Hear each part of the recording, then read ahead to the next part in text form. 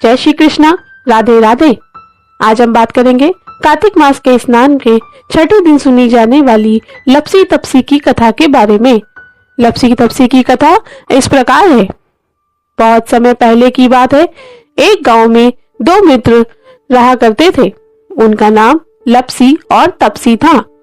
दोनों ही भगवान के भक्त थे। तपसी भगवान का दिन भर ध्यान, स्मरण एवं तपस्या करता रहता था। वही लपसी हर रोज प्रातः नहा धोकर 1.25 लाख सेर दही की लस्सी बनाकर भगवान को भोग लगाकर पूरी लस्सी खुद पी जाता था। एक दिन जब दोनों आपस में बातचीत कर रहे थे, तब तपसी ने कहा कि मैं भगवान का सच्चा भक्त हूँ। मैं दिन रात भगवान की सेवा और आराधना में लगा रहता हूँ। तभी लपसी ने कहा कि मुझे वेद और मंत्र तो नहीं आते, पर फिर भी मन की शक्ति से मैं भी भगवान का सच्चा भक्त हूँ और मैं भी उनका पूरे सच्चे मन से स्मरण करता हूँ। इस बात पर दोनों में झगड़ा होने लगा। उसी समय यथा योग्य भगवान नारद मुनि पृथ्वी पर भ्रमण के लिए निकले थे और वे भ्रमण करते करते उसी दिशा की ओर आ रहे थे जहाँ लपसी तपसी आपस में झगड़ रहे थे।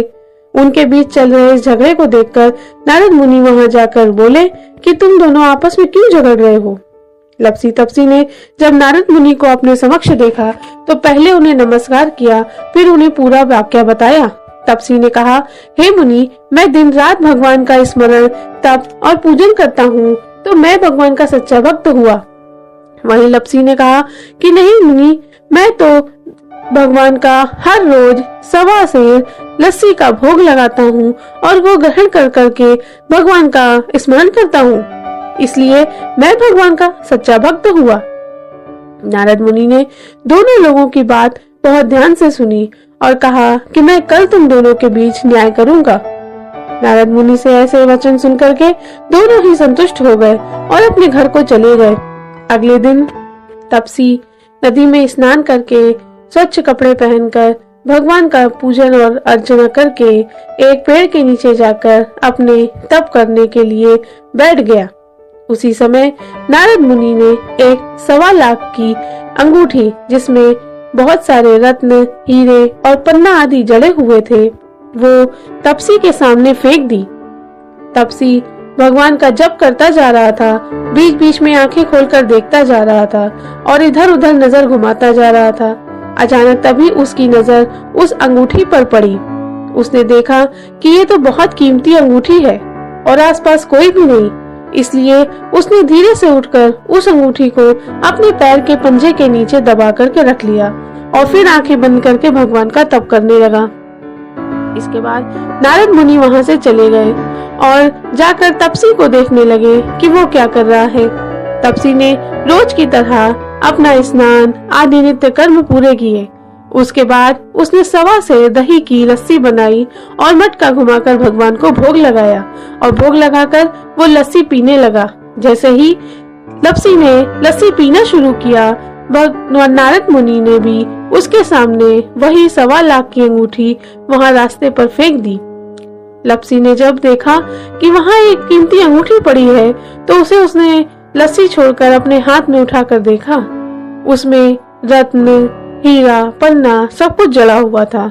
ये देखकर लपसी के मन में विचार आया कि यह अंगूठी तो बहुत कीमती है, जिस किसी की भी गिरी होगी उसका बहुत नुकसान हुआ होगा, इसलिए मुझे आसपास देखना चाहिए, कहीं वो व्यक्ति आसपास तो नहीं जिसकी अंगूठी गिरी है। उसने चारों ओर खूब ढूंढा, पर वहां आसपास कोई भी नहीं दिखा। इससे फिर निराश होकर उसने गांव के सरपंच को जाकर वो अंगूठी दे दी और कहा कि मैं तो नहीं ढूंढ सका हूँ, परंतु आप इस गांव के सरपंच हैं, इसलिए कोई ना कोई आपके पास अपनी शिकायत लेकर जरूर आएगा और आप ये अंगूठी इसके यथा योग्य पात्र को पहुंचा दीजिएगा। नारद मुनि ने ये सब कुछ देखा और वे बहुत प्रसन्न हुए। फिर इसके बाद लपसी वहां से चला गया और उस स्थान को पहुंचा जहां तपसी तपस्या करने के लिए बैठा था। लपसी और तपसी जब एक साथ एकत्रित हो गए, तब नारद मुनि वहां प्रकट हुए और उन्होंने दोनों के सामने लपसी को भगवान का महान और श्रेष्ठ भक्त बताया। इस पर तपसी ने कहा कि हे मुनि, ये आपने कैसे कहा? तब नारद मुनि ने उन्हें बताया कि हे तपसी, तुम्हारे पैरों के नीचे 1.25 लाख की एक अंगूठी दबी हुई है। तुमने उसे चोरी किया है और इसी कारण तुम्हारी भक्ति में अब खोट आ गया है और तुम्हारी भक्ति निष्फल हो गई है। उसी जगह लप्सी ने जब अंगूठी मिली तो उसे अपने पास न रखकर उस व्यक्ति को ढूंढा जिसकी अंगूठी गिर गई और नहीं मिलने पर उसे सरपंच को जाकर दे दिया। इसीलिए ये भगवान का सच्चा भक्त हुआ। तब नारद मुनि से ऐसे वचन सुनकर तपसी को यह एहसास हुआ कि भगवान की भक्ति का अर्थ ये नहीं कि आप दिन भर माला लेकर बैठे रहें, दिन भर भगवान की तस्वीर के आगे अपना सर हिलाते रहें, बल्कि सच्ची भक्ति का अर्थ ये है कि आपके मन का भाव शुद्ध हो, आपके विचारों में सत्य तथा दूसरों के प्रति अपनापन भी हो। ऐसा सब कुछ समझकर तपसी को अपनी गलती का एहसास हुआ। उसने नारद मुनि के चरण पकड़कर कहा, हे भगवान, मुझे अपनी गलती का एहसास हो गया है।